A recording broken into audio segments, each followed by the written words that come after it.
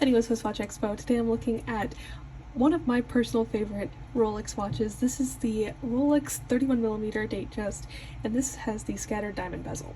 I like when Rolex does anything playful or fun with their watches, especially like playing on their very popular designs. So having a scattered diamond bezel instead of a full diamond bezel to me is very playful, it's very fun.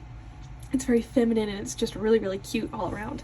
I like this one in particular because I think that the Jubilee bracelet matches the scattered diamond bezel really well. It makes it very dressy and very classy while also still keeping that playful jewelry look. And this one also has a beautiful mother of pearl dial with diamond hour markers, which I absolutely love. I think it gives a lot of interest to the dial. It makes it not get lost among this beautiful diamond bezel. And the diamonds for the hour markers also kind of sparkle and shine just like the diamonds on the bezel as well. So this watch is all around just a winner in my book. I love the size, I love the entire look of the watch, and I think it is just one of the cutest watches Rolex makes. They make it in different colors as well, which is wonderful.